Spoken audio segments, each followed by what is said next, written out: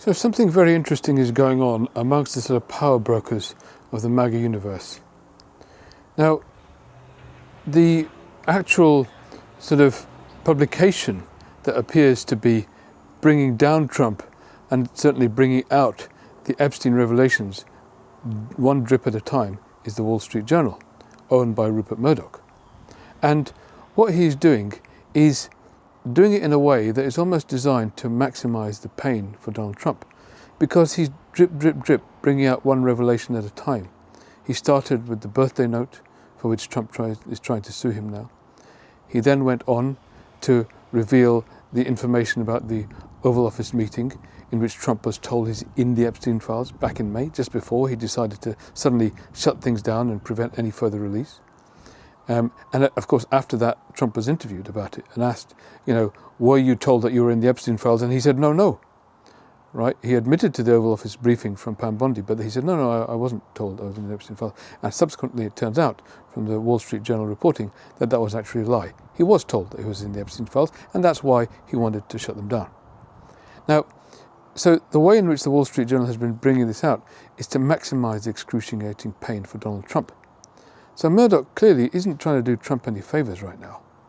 And if I were Trump, I'd be worried that there's more to come, because this seems to be a pattern now of putting up one flare, maximizing the pain on Trump, waiting for that to absorb maximally, and then putting up the other one. And maybe there's more to come. But what's really interesting, if we look at who's pulling the strings here, what's really interesting is that before any of these releases started, there was a meeting that was not even known to Donald Trump. A meeting between Rupert Murdoch and JD Vance. See, JD Vance actually went to meet Murdoch, and this meeting was undeclared. It wasn't part of his official business. He didn't actually declare it to Trump and get it signed off by the White House. So I went over there to meet Murdoch before this, what appears to be a campaign, started. And who gains the most if Donald Trump really gets into trouble and in the end is discredited, even removed from office? Well, it's JD Vance. Now let's rewind and think about JD Vance and his story here. JD Vance is a man who came to political prominence because he was a noteworthy anti-Trumper. As I've mentioned in previous videos and as is well reported, he described Trump as America's Hitler. He talked about how Trump was like a drug that working class people had been fed. But the truth is that he was no good for anybody.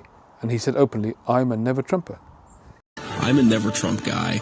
I never liked him. As somebody who doesn't like Trump, I might have to hold my nose and vote for Hillary Clinton. I didn't vote for Trump because I can't stomach Trump. I think that he's noxious, him being really outrageous and offensive. On Twitter, Vance called Trump, quote, reprehensible, an idiot. And so one of the takeaways is not just that the Republican Party base is somehow fundamentally flawed in a way that's unique in American political history. It's that Trump is a really bad candidate and, frankly, I think a really bad person. Now, this guy who wrote articles against Trump, who openly attacked him, made a complete volte-face and decided to embrace Donald Trump as soon as it became in his political interests. As soon as he realized he could win a Senate seat, he all of a sudden had this Damascene conversion and became the strongest pro-Trump supporter ever. And not only that, but every single one of the sort of geopolitical and strategic and policy views that he expressed, he changed completely in order to fall in behind Trump. That was noticed by Donald Trump Jr., who then brought him to the attention of his father, and then other folks like Bannon and others then brought him into the fold and eventually made him Trump's running mate. But JD Vance did all of that for one reason, and that was in order to ensure his political furtherment. Somebody who so quickly abandoned all his principles, all his positions and all his pronouncements in order to further himself politically, do we not think that he will also be perfectly able to do the same again? And that might be what is behind this and what's happening now. And as I say, the beneficiary of what's happening now, the damage that's being occurred to Trump, is essentially one person, and that's JD Vance.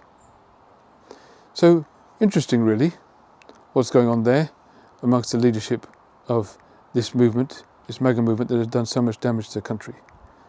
At the end of the day, the connecting thread between all of this is opportunism. Trump was opportunistic in his exploitation of his base, to try and fan the flames of conspiracy, to try and stoke the anger that they have around this so-called paedophile cabal that exists out there. And Trump then found out that he might be associated with it in a lot bigger ways than he thought would ever become public.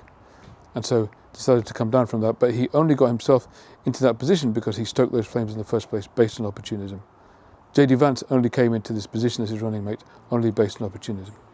And now maybe, just maybe, JD Vance is trying to overtake him, not from the point of view of any disgust as what's going on, not from the point of view of any moral or ethical principle, but based again on that one common thread that strings throughout the MAGA leadership, everybody in Trump's cabinet and all the people around him, and that is opportunism.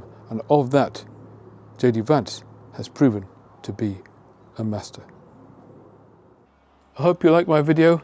We have a wonderful community of folks here who are subscribers to this channel, so I hope you consider subscribing to the channel too. We're here to support each other in this time of global trauma, and people are passing comments to each other, sharing their experiences and affirming and supporting one another through the comments section of this channel. So I'm really proud of and inspired by the community that we're creating, and I hope you can join us on that basis. Also, I have a mailing list. The link is in the description of the video and the channel. If you can join that, then we can stay in touch by email on an ongoing basis, because let's face it, all these channels are basically owned by a small number of oligarchs, and at any point they could decide that they want to shut a channel like mine down. And if that's the case, then, well, we'll lose touch. So if you can subscribe to my newsletter, then we can stay in touch, and you can stay in touch with my content on an ongoing basis. Finally, I also have the ability to become a member of the channel. It'd be great if you can join us to be a member of the channel. You get regular free ebooks on an ongoing basis. Every month I produce a new ebook, me and my team, that help us understand the psychology of the people in the world around us, but most importantly, help us understand our own psychology too, to help us to navigate this difficult and traumatic period we're going through right now. And in addition, whether you'd become a member of the channel or not, you're also welcome to visit that little bookstore and buy any of the books anytime. It's called russellsbooks.com. That's at russellsbooks.com, and yeah, you can go to that website and buy and download any of the books anytime. But as I say, if you become a member of the channel, you'll get that for free as well. I really hope that we can stay connected.